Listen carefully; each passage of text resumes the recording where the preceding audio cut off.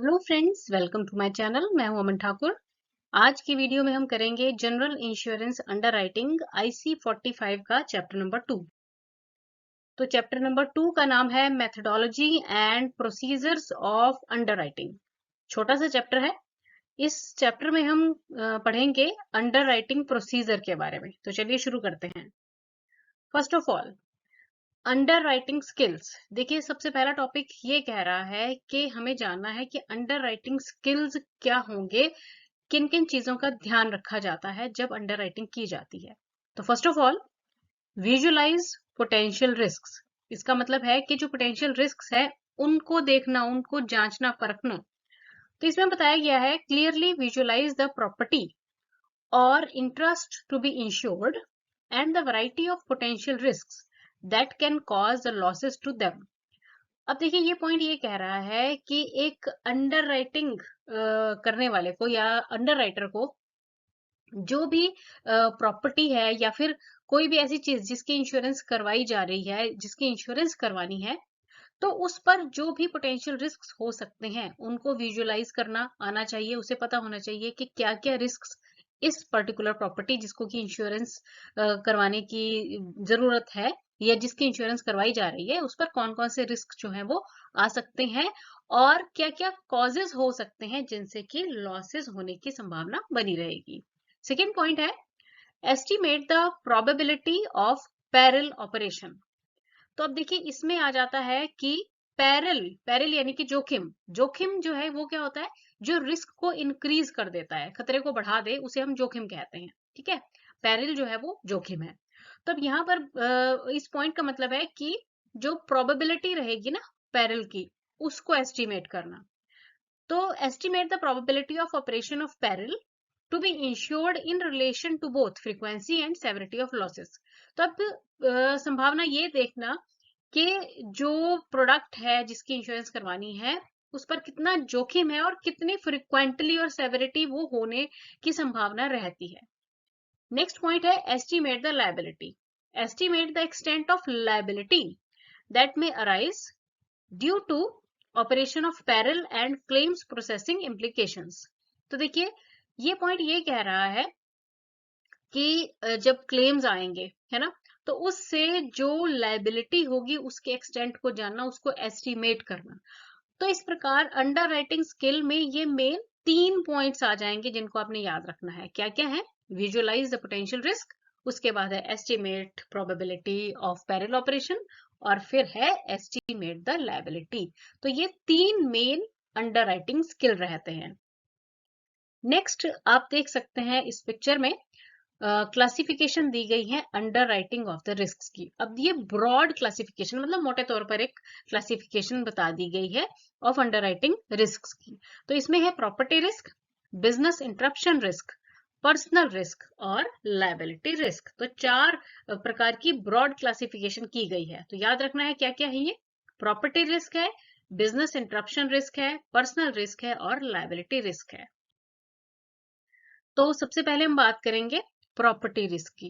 तो इसमें बताया गया है कि property risk such as manufacturing plants, machinery and building.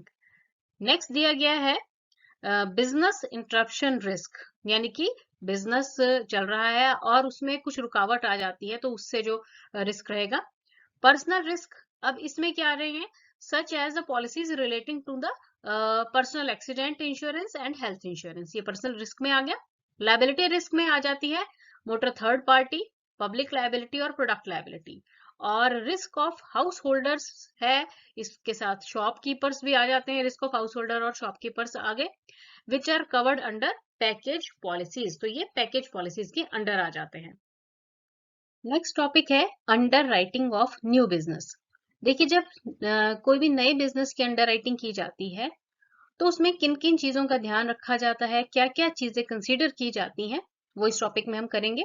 अब यहाँ पे बताया गया है कि each insurer has its manuals of under writing instructions. देखिए, हर एक इंश्योरर का अंडर राइटिंग इंस्ट्रक्शन के लिए अपना एक मैनुअल रहता है। तो उसके अनुसार पहला पॉइंट दिया गया है acceptance of simple risk irrespective of sum insured.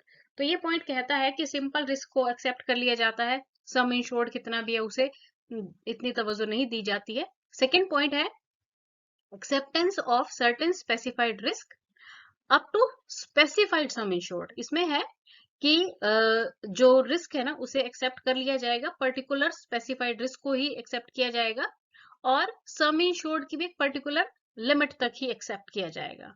उसके बाद है acceptance of certain classes of business with prior approval of controlling office. इसमें क्या है कि कुछ क्लासेस ऑफ बिजनेस को एक्सेप्ट किया जाएगा जिसमें कि कंट्रोलिंग ऑफिस से अप्रूवल भी साथ में होना चाहिए। और फोर्थ पॉइंट या डी पॉइंट कह रहा है acceptance of the risk subject to specific underwriting safeguards. इसमें क्या है कि रिस्क को एक्सेप्ट किया जाएगा पर स्पेसिफिक अंडर राइटिंग सेफगार्ड्स को ध्यान में रखते हुए। ई पॉइंट कहता है एक्सेप्टेंस और रिजेक्शन ऑफ सब स्टैंडर्ड रिस्क। जो सब स्टैंडर्ड रिस्क है या तो एक्सेप्ट होंगे या रिजेक्ट होंगे। और लास्ट पॉइंट कह रहा है रिजेक्शन ऑफ द रिस्क। तो ये जो मतलब ए से लेके एफ तक आपको कंडीशंस दिखाई गई है ना, 6 कंडीशंस। तो जब कोई भी नए बिजनेस की अंडरराइटिंग की जाती है तो ये चीजें जो है इन मतलब ये कंडीशंस जो है वो कंसीडर की जाती हैं। नेक्स्ट है स्क्रूटनी ऑफ प्रपोजल। तो देखिए जो प्रपोजल आता है जिसकी इंश्योरेंस करनी है, मींस प्रपोजल तैयार करके आया है, तो उसकी जब स्क्रूटनी की जाती है ना तो किन किन चीजों का ध्यान रखा जाता है। तो सबसे पहले यहाँ पे बताया गया है कि अ कंप्लीटेड प्रपोजल फॉर्म गिव्स। जो कंप्लीट प्रपोजल फॉर्म होगा ना वो क्या क्या इंफॉर्मेशन देगा। तो उसमें इंश्योर्ड के डिटेल्स होंगे, details of subject matter. Subject matter का मतलब होता है जिसकी इंश्योरेंस की जानी है ना, तो उसके डिटेल्स होंगे। टाइप्स ऑफ कवर रिक्वायर्ड, किस प्रकार का कवर चाहिए है।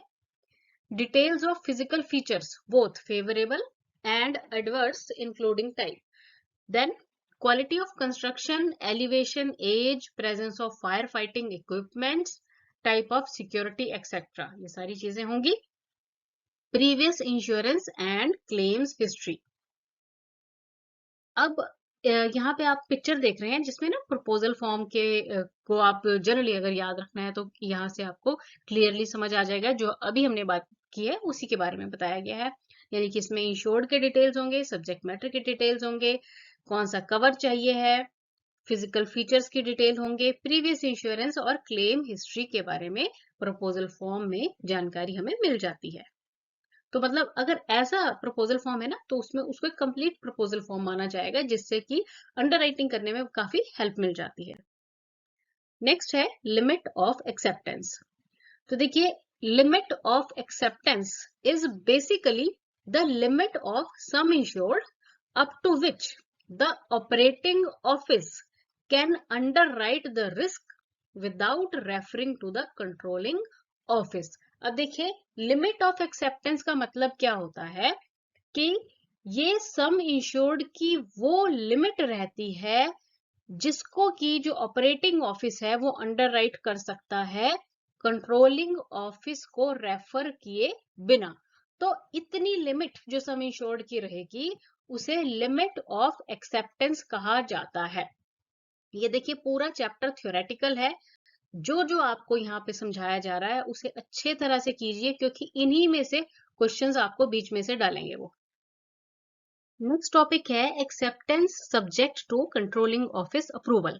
देखिए जैसे हमने लास्ट टॉपिक में बात की लिमिट ऑफ एक्सेप्टेंस में कि जो सम इंश्योर्ड की लिमिट रहेगी जहां पर कंट्रोलिंग ऑफिस से अप्रूवल की जरूरत नहीं रहती है ना, तो उसे तो हम लिमिट ऑफ एक्सेप्टेंस कह दिया।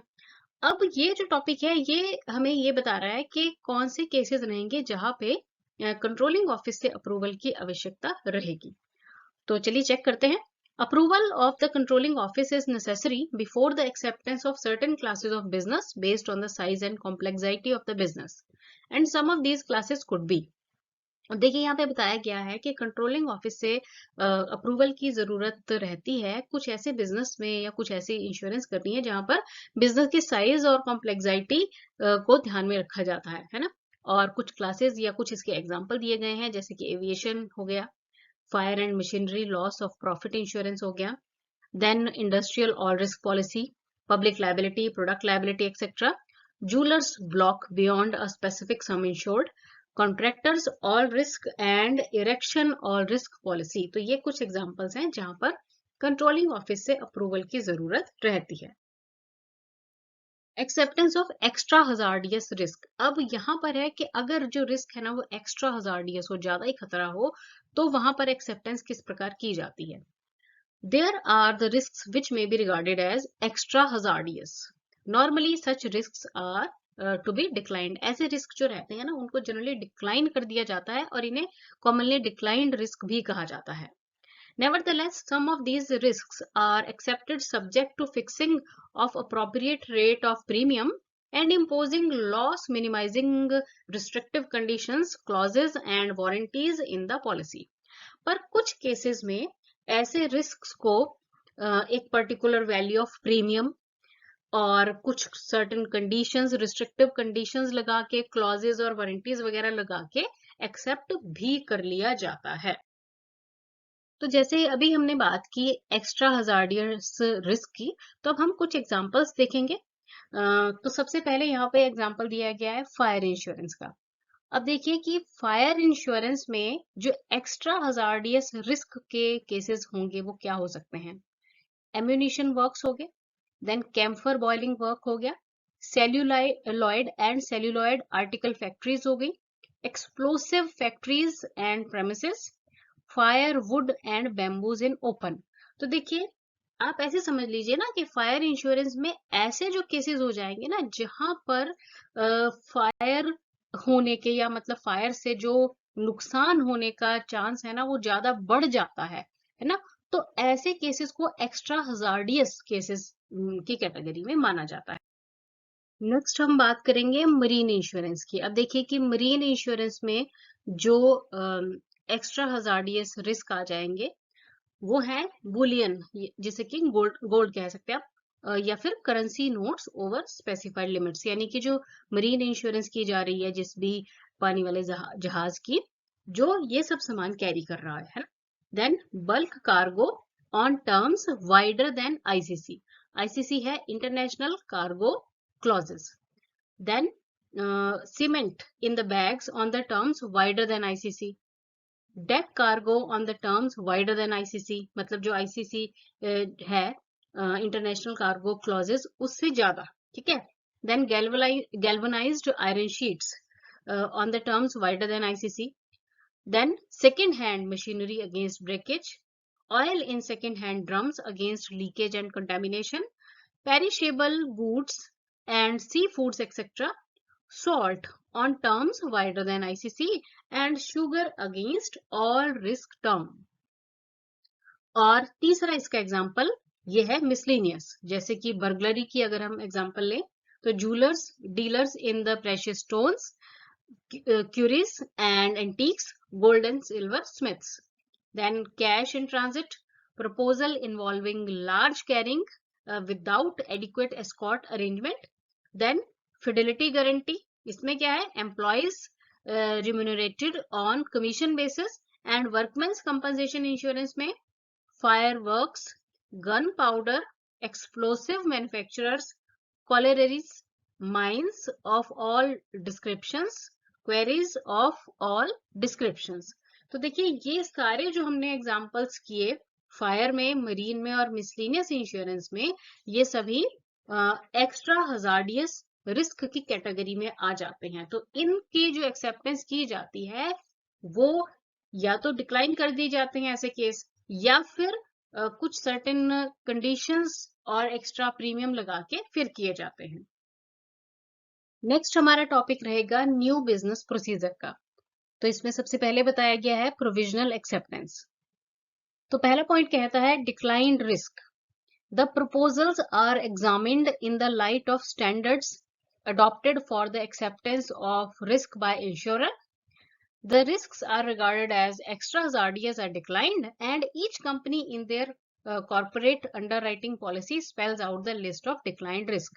तो देखिए डिक्लाइंड रिस्क में तो है कि जो प्रपोजल था उसको एग्जामिन किया गया, जो भी स्टैंडर्ड से उनके हिसाब से एग्जामिन किया गया, और अगर वो एक्स्ट्रा हजार्डियस रिस्क की कैटेगरी में आता है तो फिर उसे डिक्लाइन कर दिया जाता है।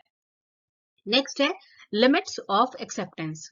अब लिमिट्स ऑफ एक्सेप्टेंस जैसे कि हमने पहले भी बात की कि जो लिमिट्स ऑफ एक्सेप्टेंस है इसमें क्या रहता है कि सम इंश्योर्ड की वो वैल्यू जिसे कि विदाउट कॉरपोरेट ऑफिस से रेफर किए बगैर जो है एक्सेप्ट कर लिया जाए तो वो लिमिट ऑफ एक्सेप्टेंस रहेगी। तो यहाँ पे बताया गया है reference is also made to the limits of acceptance to ensure that sum insured accepted within these limits, and these limits may vary according to the type of risk and are determined on the basis of reinsurance arrangement। तो ये जो limits रहती हैं sum insured की, ये type of risk के हिसाब से वेरी करती हैं और ये reinsurance arrangement का basis भी find out करती हैं, determine करती हैं।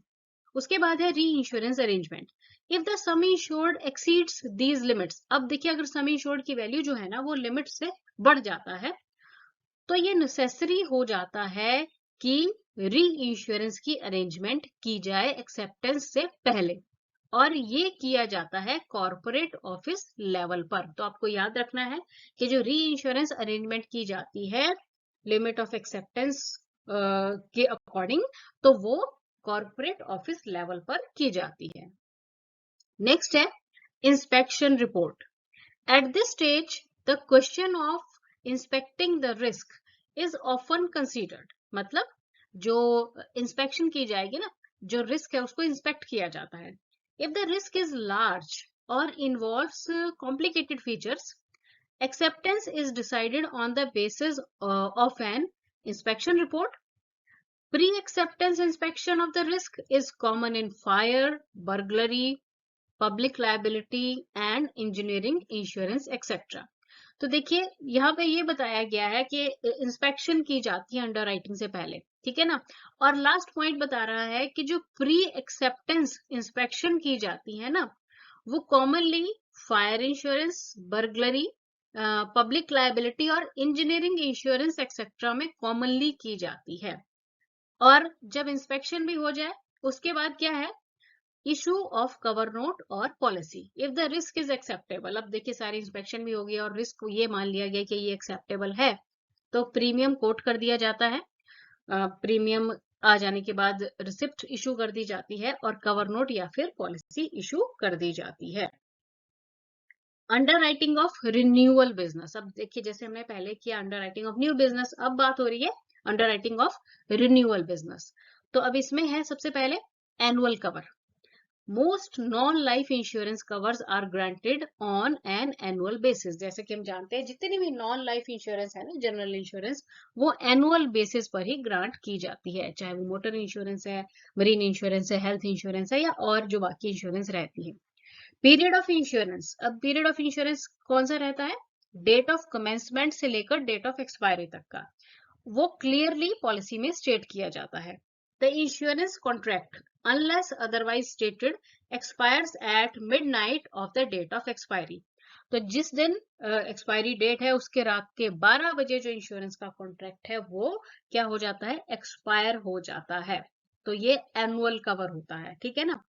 नेक्स्ट है रिन्यूअल, जो है ना वो ऑटोमेटिक नहीं होता है। ये नहीं है कि आपकी इंश्योरेंस खत्म हो गई तो जो रिन्यूअल है वो ऑटोमेटिक हो जाएगा, ऐसा नहीं होगा। तो यहाँ पे बताया गया है कि प्रिएम्बल ऑफ द पॉलिसी, देखिए जो पॉलिसी का प्रिएम्बल रहता है ना, उसमें यूजुअली ये स्टेट किया जाता है that the indemnity thereunder applies during the period of insurance named in the schedule और any subsequent period in respect of which the insured shall have paid. देखिए प्रियम्बल में साफ साफ बताया जाता है कि जो जिस पीरियड के लिए पॉलिसी इशू की गई है, जो इंडेमनिटी कवर रहेगा ना वो उसी पीरियड के दौरान रहेगा। जब वो पीरियड खत्म हो जाता है तो जो कवर है वो भी खत्म हो जाता है। और इस पॉइंट से ये क्लियर हो जाता है कि जो रिन्यूअल ऑफ पॉलिसी है ये ऑटोमेटिक नहीं होगी, क्योंकि जो इंश्योर्ड है उसने एक पर्टिकुलर ड्यूरेशन, जो जनरली नॉन लाइफ इंश्योरेंस में 1 साल का रहता है, उसी के लिए प्रीमियम पे किया है ना। तो जब वो पीरियड खत्म हो जाता है तो इंश्योरेंस खत्म हो जाती है ना। तो उसको रिन्यू जो करवाना पड़ता है ना वो जो इंश्योर्ड व्यक्ति है उसकी विल से ही होगा, ठीक है ना। तो वो ऑटोमेटिक नहीं है। अब यहाँ पे बताया गया है कि from this it is clear that renewal of the policy is not automatic, it depends upon the consent of insurer. अब इंश्योरर का कंसेंट है कि उसको रिन्यू किया जाए और प्रीमियम की पेमेंट हो जाने के बाद उसे रिन्यू कर दिया जाता है। Renewal notice. अब देखिए कि जो रिन्यूअल नोटिस है ना, ये कहीं लीगल तो नहीं है कि रिन्यूअल नोटिस भेजना रिस्ट्रिक्टेड है या स्ट्रिक्टली भेजना ही है। पर जो इंश्योरेंस कंपनीज रहती है ना, वो गुडविल या फिर अपनी जो मार्केटिंग स्ट्रेटजीज के अंडर रिन्यूअल नोटिस जो है वो अपने जो इंश्योर्ड व्यक्ति रहते हैं, इंश्योर्ड रहते हैं, उनको भेज देते हैं। 1 मंथ पहले ये भेज दिया जाता है एडवांस में, ताकि जो इंश्योरेंस उनकी पॉलिसी है वो एक्सपायर ना हो। Renewal methods. अब यहाँ पे ये इंपॉर्टेंट पॉइंट है, इसको अच्छे से कीजिए आप। There are number of renewal methods that can be incorporated in the policy conditions, such as non cancellable renewals. देखिए नाम से पता चल रहा है ऐसे रिन्यूअल जो कि कैंसिल नहीं होंगे। तो ये है renewals are assured and without any changes. ये अश्योर्ड है और ये कोई चेंजेस नहीं है, कोई कैंसिल नहीं होंगे, रिन्यू हो जाते हैं directly. Guaranteed renewals, changes are not usually made in terms of the policy, but the premium rates can vary based on the underwriting results. उसके बाद है non renewable for stated reasons such as on reaching a specified age। ठीक है, मतलब renew नहीं हो सकता कुछ कंडीशंस के हिसाब से, जैसे मान लीजिए इसमें एग्जांपल दिया है कि एक पर्टिकुलर एज पर पहुंच गए, उसके बाद वो रिन्यूअल नहीं होगा। Then optionally renewable, subject to re-evaluation of the risk by the insurer, which can include review of premium, modification of terms and conditions। तो जो optionally renewable है ना, उसमें क्या है कि जो इंश्योरर है वो रिव्यू करेगा, पहले प्रीमियम को, टर्म्स और कंडीशंस को मॉडिफाई किया जाएगा और उसके बाद उसे रिन्यू किया जाता है। तो ये 4 तरह के मेथड्स बताए गए हैं पॉलिसी रिन्यूअल के। चलिए अब हम करेंगे कुछ प्रैक्टिस क्वेश्चंस। तो सबसे पहला क्वेश्चन है, pre acceptance inspection of risk is not common in which of the following type of insurance. आपको बताना है कि pre acceptance inspection of risk जो है वो किस प्रकार की इंश्योरेंस में कॉमन नहीं है। ऑप्शंस है motor insurance, burglary insurance, public liability insurance और लास्ट ऑप्शन कह रही है इंजीनियरिंग इंश्योरेंस। तो देखिए जैसे कि हमने अभी बात की थी कि प्री एक्सेप्टेंस जो इंस्पेक्शन रहती है वो generally fire, burglary, public liability और इंजीनियरिंग इंश्योरेंस में कॉमन है, पर मोटर इंश्योरेंस में ये कॉमन नहीं रहती है। तो इसलिए ऑप्शन ए जो है ये आपका राइट आंसर आ जाएगा। If the sum insured exceeds limits of acceptance, which arrangement is necessary before the acceptance? अब देखिए इस क्वेश्चन में पूछा गया है कि अगर सम इंश्योर्ड की वैल्यू जो है वो लिमिट ऑफ एक्सेप्टेंस को एक्सीड कर जाती है, तो किस प्रकार के अरेंजमेंट की आवश्यकता रहती है एक्सेप्टेंस से पहले। अंडर राइटिंग अरेंजमेंट, री इंश्योरेंस अरेंजमेंट, को इंश्योरेंस अरेंजमेंट या फिर डुअल इंश्योरेंस अरेंजमेंट। तो देखिए री इंश्योरेंस अरेंजमेंट की जरूरत रहेगी before acceptance. Option B is the right answer. If the sum insured exceeds the limit of acceptance, it is necessary to arrange reinsurance before the acceptance, and this is done at which level? अब देखिए इस question में पूछा गया है कि अगर सम insured की वैल्यू जो है वो लिमिट ऑफ एक्सेप्टेंस से बढ़ जाती है, तो इसके लिए री इंश्योरेंस अरेंजमेंट करना पड़ता है एक्सेप्टेंस से पहले। और ये किस लेवल पे किया जाता है, head office level, state office level, corporate office level या फिर नेशनल ऑफिस लेवल। तो देखिए इसका राइट आंसर ऑप्शन सी है कि ये जो री इंश्योरेंस अरेंजमेंट किया जाता है ना, ये कॉर्पोरेट ऑफिस लेवल पे किया जाता है। Option C is the right answer. Which of the following is true for reinsurance programme? आपको बताना है कि री इंश्योरेंस प्रोग्राम के लिए इनमें से कौन सी स्टेटमेंट ट्रू है। The insurer needs to formulate their reinsurance programme well in advance for new financial year. तो इस ऑप्शन का ये मतलब है कि जो इंश्योरर है ना, उसको ये चाहिए कि अपना री इंश्योरेंस प्रोग्राम को वो फाइनेंशियल ईयर, हर एक फाइनेंशियल ईयर मतलब न्यू फाइनेंशियल ईयर के स्टार्टिंग में एडवांस में ही कर लेना चाहिए। सेकेंड ऑप्शन कह रही है the insurer needs to formulate their reinsurance programme on half yearly basis, मतलब उनको ये जो अपना री इंश्योरेंस अरेंजमेंट है वो हाफ ईयरली बेसिस पे करना चाहिए। Insurer needs to formulate their reinsurance programme on quarterly basis. और लास्ट ऑप्शन कह रही है कि ये प्रोग्राम उन्हें अपना करना चाहिए मंथली बेसिस पे। तो देखिए इसका जो राइट आंसर है ना वो ऑप्शन ए है, क्योंकि जो इंश्योरर रहता है ना उसे अपना री इंश्योरेंस का जो प्रोसेस रहता है उसे हर एक फाइनेंशियल ईयर के स्टार्टिंग में एडवांस में ही एनुअल बेसिस पर कर लेना चाहिए। तो ऑप्शन ए जो है ये राइट आंसर आ जाएगा। Approval of dash is necessary before acceptance of certain classes of business based on the size or complexity of the business or both। तो आपको बताना है कि किस चीज का अप्रूवल या किस जगह से अप्रूवल चाहिए होगा। कुछ पर्टिकुलर जो रिस्क रहते हैं जिनमें कि बिजनेस की साइज और कॉम्प्लेक्सिटी या दोनों को कंसीडर किया जाता है, तो ऐसे केसेस में रिस्क के एक्सेप्टेंस के लिए जो अप्रूवल चाहिए होता है ना, वो कहाँ से चाहिए होगा? ब्रांच मैनेजर से, कंट्रोलिंग ऑफिस से, रीजनल ऑफिस से या फिर कॉर्पोरेट ऑफिस से। तो देखिए ऐसे केसेस में जो अप्रूवल चाहिए होगा ना, वो कंट्रोलिंग ऑफिस से चाहिए होता है। मतलब एक्सेप्टेंस करनी है पर जो रिस्क है वो बड़ा है ना, और रिस्क की जो वैल्यू है वो बिजनेस के साइज और कॉम्प्लेक्सिटी के हिसाब से है, और वहां पर अगर अप्रूवल करवाना है तो एक्सेप्टेंस जो चाहिए होती है ना, वो कहाँ से करवानी पड़ती है, या अप्रूवल जो करवाना पड़ता है वो कंट्रोलिंग ऑफिस से करवाना पड़ता है। Option B is the right answer. At the time of underwriting a proposal, the underwriter has to estimate the probability of operation of peril to be insured in relation to dash।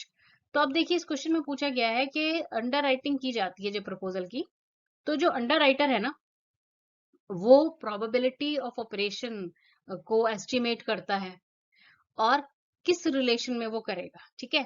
Frequency of losses, severity of losses, both frequency and severity, या फिर none of the above. तो देखिए इसका जो right answer है ना, वो option C है, क्योंकि फ्रीक्वेंसी और सेवरिटी दोनों को ही कंसीडर किया जाता है, और उसके बाद जो प्रोबेबिलिटी निकाली जाती है ऑफ ऑपरेशन ऑफ पेरिल, वो कैलकुलेट की जाती है। तो option C is the right answer. Extra hazardous risk that are normally not accepted by the insurer are commonly referred as। अब देखिए जो एक्स्ट्रा हजार्डियस रिस्क रहेंगे ना, जिनको नॉर्मली इंश्योरर एक्सेप्ट नहीं करता है, उन्हें क्या कहा जाता है? रिजेक्टेड रिस्क कहते हैं, फॉरबिडन रिस्क कहते हैं, डिक्लाइंड रिस्क कहते हैं, या फिर प्रोहिबिटेड रिस्क कहते हैं। तो देखिए इसका राइट आंसर ऑप्शन सी है। ऐसे रिस्क को डिक्लाइंड रिस्क कहा जाता है। Option C is the right answer. Which of the following is the method of renewal that can be incorporated in the policy? आपको बताना है कि इनमें से कौन सा ऐसा मेथड है रिन्यूअल का जो कि इनकॉर्पोरेट किया जाता है जब पॉलिसी का रिन्यूअल किया जाता है। Non cancellable renewal, guaranteed renewal, non renewal, optionally renewal, या फिर ऑल ऑफ द अबव। देखिए जैसा कि अभी हमने पढ़ा कि ये चारों ही मेथड हैं जो कि कंसीडर किए जाते हैं रिन्यूअल के टाइम पे, तो इसलिए इस क्वेश्चन का राइट आंसर आ जाएगा ऑप्शन ई, यानी कि all of the above.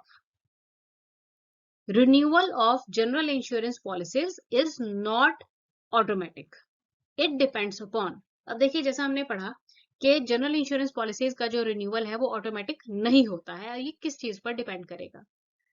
Consent of insurer to renew the policy and payment of premium, consent of insured to renew the policy and payment of premium, consent of regulator to renew the policy and payment of premium, या फिर consent of government of India to renew the policy and payment of premium। तो देखिए ये depend करता है consent of insurer पे, है ना, जो इंश्योरर है उसके consent पे कि पॉलिसी रिन्यू की जाए और प्रीमियम का पेमेंट हो जाए। तो ऑप्शन ए जो है ये आपका राइट आंसर आ जाएगा। Before accepting the risk, the underwriter is expected to visualize which of the following। तो देखिए इस क्वेश्चन में पूछा गया है कि रिस्क को एक्सेप्ट करने से पहले जो अंडरराइटर है ना, वो जो नीचे ऑप्शन दी गई है इनमें से किस चीज को विजुअलाइज करता है? पोटेंशियल रिस्क को, estimate the probability of peril operation, estimate the extent of liability, या फिर ऑल ऑफ द अबव। तो देखिए जब रिस्क को एक्सेप्ट करना है ना, तो अंडरराइटर तीनों चीजों को ही विजुअलाइज करता है। पोटेंशियल रिस्क को एस्टिमेट करता है, प्रोबेबिलिटी ऑफ पेरिल ऑपरेशन को, और एक्सटेंट ऑफ लायबिलिटी, है ना। इसलिए इस क्वेश्चन का राइट आंसर आएगा option D, all of the above. And में आप लोगों के लिए एक बोनस क्वेश्चन है जिसे आप ध्यान से पढ़ेंगे और इसका आंसर मुझे कमेंट करके जल्दी से बताएंगे। limit of acceptance is basically the limit of dash up to which operating office can underwrite the risk without referring to the controlling office.